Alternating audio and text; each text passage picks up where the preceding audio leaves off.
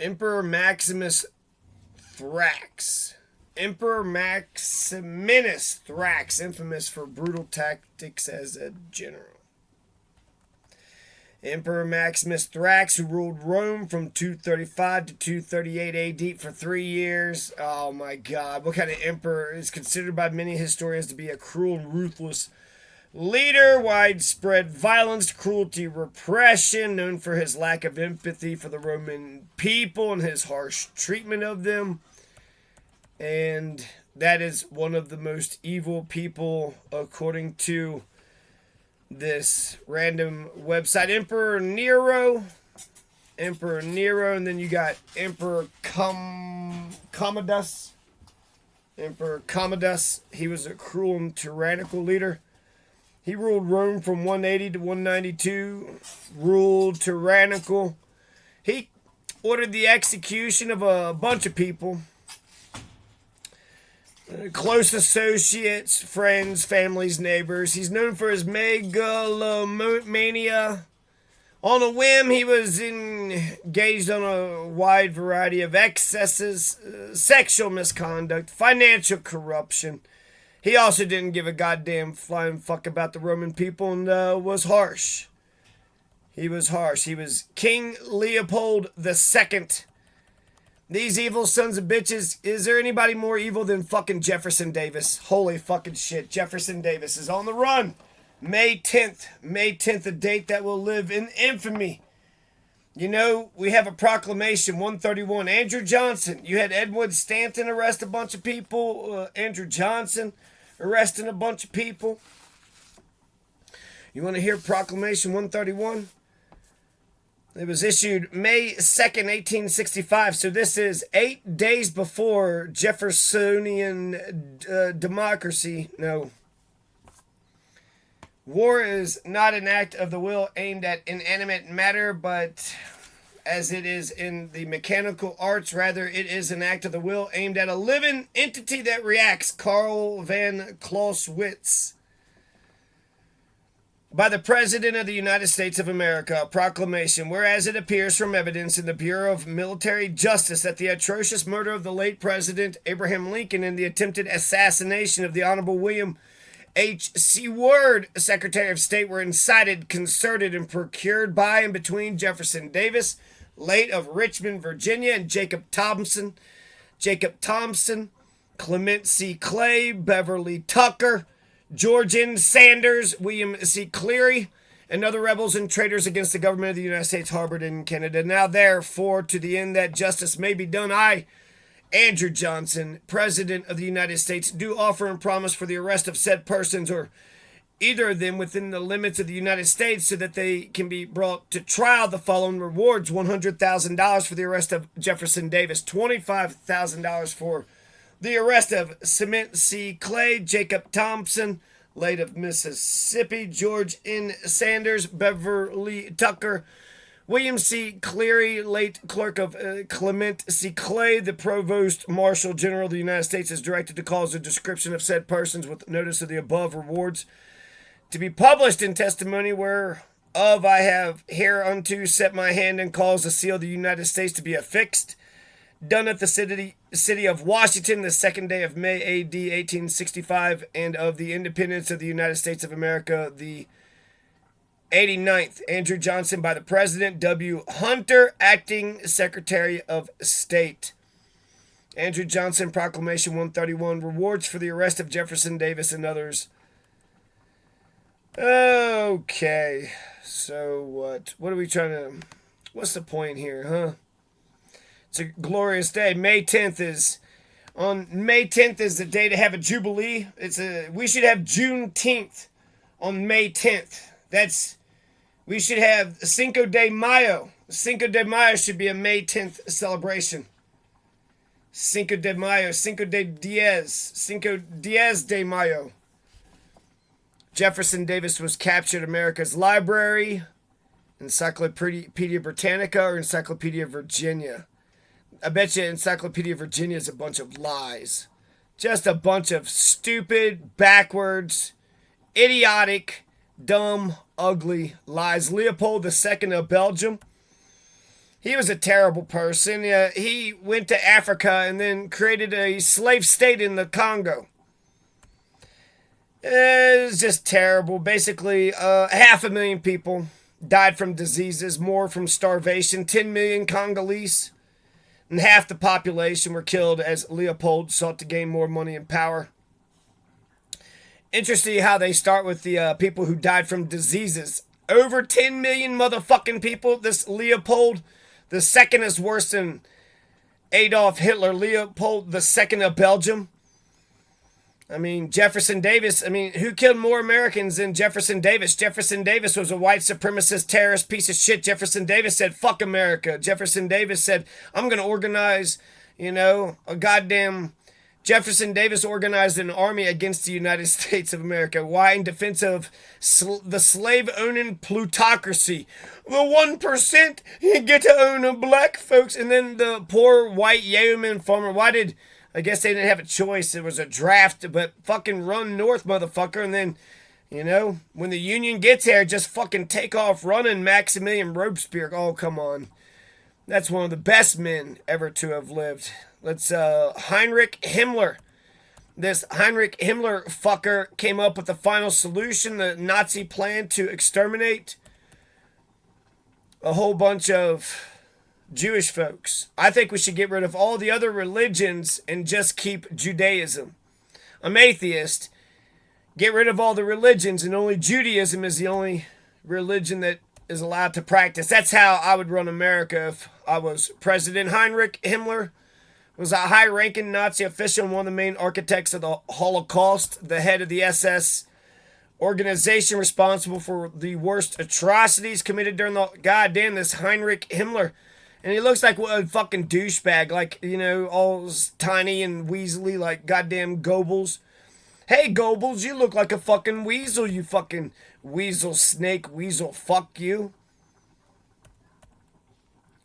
He oversaw the mass murder of millions of Jews as well as minority groups such as the Romani people, homosexuals, people with disabilities, trade unionists and socialists, people on the left, liberals, people who are like, wait a second, we shouldn't just bully the fuck out of each other for no apparent reason. I am befuddled by fascism. Fascism makes no goddamn sense. You have Stalin and the communists, and they have their issues, fucking Trotsky, Lenin, but the communists are basically fascist for, the goodness of the whole. They're fascist so that everybody can eat, so everybody can have land, everybody can have house and shoes and a car. But fascists are just fucking fascists just to be fucking fascists, just because they like being a violent bully sons of bitches, just because they like to fuck with other fucking people. Himmler was responsible for the Einsatzgruppe. Oh, wow. He also a slave labor system. Okay, goddamn, just millions and millions of people. Heinrich Himmler's a pretty piece of shit, but I mean, how many Americans did he kill? I guess there was a handful that was killed in World War II, but more people died in the Civil War. Osama bin Laden, an infamous terrorist and perpetrator of evil acts.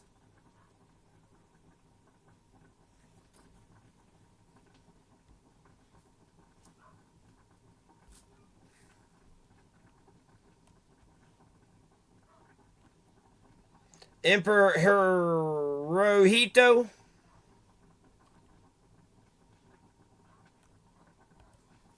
Emperor Tiberius.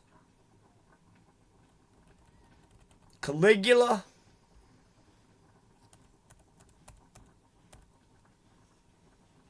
Let's read about Thomas Jefferson Davis's Union cavalrymen arrested former Confederate President Jefferson Davis near Irwinville, Georgia. On May 10, 1865, Davis was taken into custody as a suspect in the assassination of the United States President Abraham Lincoln, but his arrest and 2-year imprisonment at Fort Monroe in Virginia raised significant questions about the political course of Reconstruction. Did it? Because their initial goddamn fucking feelings was right about this shit. It was right. Oh, what? What's the goddamn punishment for treason? We might goddamn fucking Marie Antoinette this motherfucker. We might goddamn Fucking King Charles the First, this motherfucker. King Louis and King Charles and Marie Antoinette, this motherfucker. Is that what you're trying to tell me? Davis was taken into custody as a suspect in the assassination of the United States President Abraham Lincoln. 2-year imprisonment at Fort Monroe, Virginia. Debate over Davis's fate. Davis spent 2 years as a military prisoner, Fort Monroe near Norfolk. Confined to a small room known as a casemate, he was monitored by soldiers who ensured that he ate, made no escape attempt, and did not commit suicide. Later, Jefferson Davis was moved to spacious quarters in the officers' hall, while allowed visitors and exercise. In May 1866, his wife, Verena Howell Davis, took up permanent residence at Fort Monroe. Although an unauthorized biography suggested that Davis was treated poorly, Davis himself did not believe that to be the case. He was transferred to civilian custody on May 13th, 1867, released on a $100,000 bail. What? Jefferson Davis was released on a $100,000 bail. Jefferson Davis only spent 2 years in jail. And then an abolitionist, Horace fucking Greeley, put up the damn bond. He's arrested May 10th, 1865, and he's released May 14th, 1867.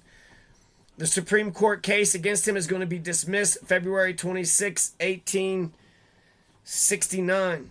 And so that means, he wasn't treason against he wasn't a treasonous, traitorous, fucking white supremacist, anti-American, fucking black man, anti-Abraham Lincoln, anti-Greenback, the Bill of Rights, anti-Constitution, pile of fucking shit.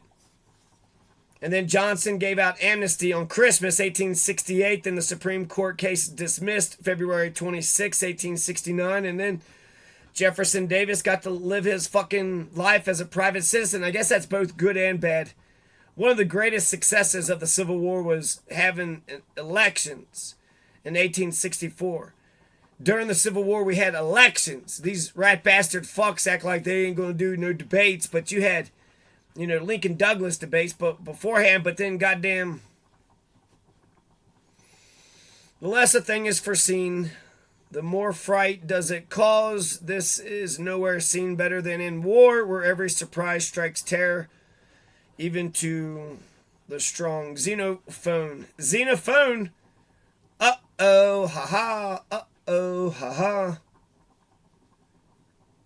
Arrested and released 2 years later. There was a motherfucker that had shot a person, and so it was terrible, but $1 million bond. He was responsible for the death of the president. Of course he was. They were at fucking war. You think, I don't think anybody would have fucking lost a tear in their beers for motherfucking Jeff David. If anything happened to Jeff David, Americans were divided on how or whether to punish David. The government could prosecute David.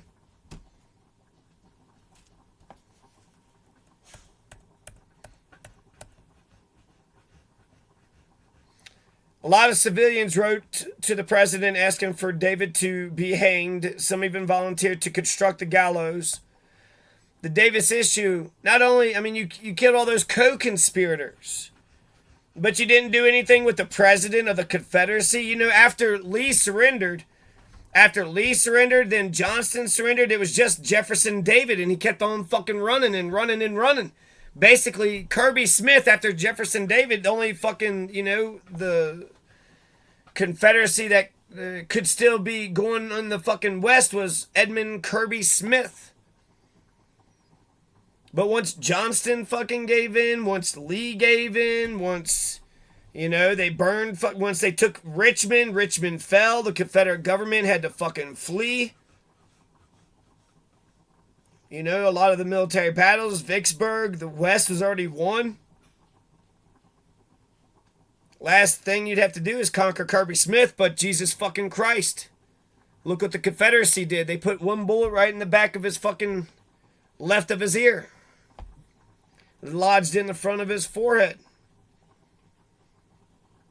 The Davis issue remained prominent in public discussion in 1865 until it gave way to other Reconstruction issues such as the rights of black freedmen. When the Lincoln conspirators trial failed to establish a connection to Davis, Johnson settled on treason charges. Potential jurors for the treason trial of Jefferson David.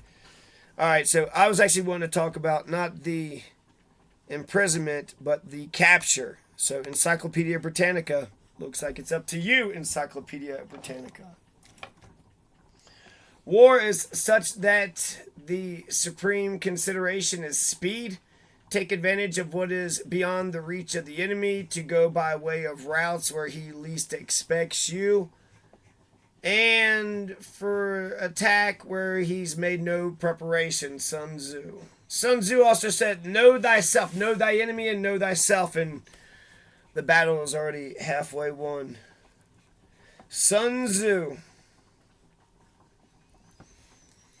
So, capture and imprisonment of Jefferson David. Lee surrendered to the North without David's approval. David and his cabinet moved south, hoping to reach the Trans-Mississippi area, continued the struggle until better terms could be secured from the North. At dawn, May 10th, 1865. On dawn, I like that. At dawn is when John Wilkes Booth is going to die.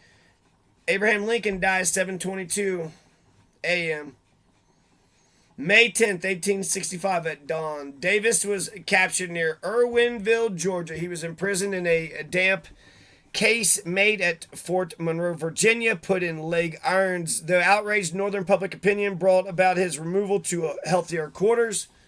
Davis remained a prisoner under guard for 2 more years. Finally, in May 1867, he was released on bail, went to Canada to regain his shattered health. Several notable Northern lawyers offered their free services to defend him in a treason trial, which Davis longed for. The government, however, never forced the issue because many believe it feared that such a trial might establish that the original Constitution gave the states the right to secede. How stupid. Have the fucking trial. Have the trial. If the Constitution did, okay, then what the fuck ever. The case was finally dropped December 25th, 1868. Wow, you waited a whole fucking 3 fucking years. Oh, Captain, my Captain, Lincoln just got assassinated. 3 years later, you're fucking hobnobbing with the Confederate elite, Confederate fucking presidency. I feel like Andrew Johnson had more in common than with Jefferson Davis than he did with Abraham Lincoln. He was a Union Democrat. He was a piece of shit from Tennessee.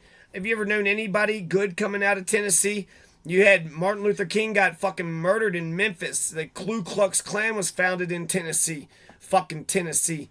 The only good thing about Tennessee is it's black folks. That's the only thing good about most of the southern states are her black folks. He was the president of an insurance company in Memphis, 1877, retired to Bouvier, small Biloxi. Okay, so that's... He got arrested, and then that's it. Okay, they're not talking anything about the rest. I'm going to come back because there was... everybody laughed, even though it's probably not true that, like, he had a dress on. They said, oh, shit, he was wearing women's clothing, so he was, like, sneaking away, pretending to be a woman. July 7th, 1865. 4 of Abraham Lincoln's assassins are going to get hung. Mary Surratt got hung. But not Jefferson David. No, not Jefferson. Mary Surratt, had provided the boarding house. She was a co-conspirator of John Wilkes Booth. You also had that George Atzerodt, and then you had Lewis Powell. Lewis Powell, who was a fucking psycho beast, fucking psycho assassin. Crazy. Lewis Powell fought for 30 fucking minutes when he got hung. So his neck didn't snap immediately. Lewis Powell was actually rank and file Confederate soldier. He got injured at Gettysburg. George Atzerodt, and then Mary Surratt, and then 2 other people. David Harold, who drove Lewis Powell to go kill William Seward. William Seward got slashed in the cheek. Not killed, though. So, for attempted murder. And then George Atzerodt got cold feet. He was supposed to take out Andrew Johnson and got cold feet and didn't do it. He also got hung. They put bags over their heads, hung 4 of them. So we'll come back, okay? America, don't you fret. Title 24 is the victim's rights statutes. It includes the existence or non-existence of evidence. That's extremely expansive. Who is a witness and who is not a witness? Anybody and everybody. Do you have knowledge of the thing? No. Do you have non-knowledge of the thing? Well, I guess so. Okay, so do you know what's going on? No. All right, thank you. Basically, you just need to ask that question, right? $100,000 bond? Oh, he only started a rebellion against the United States of America.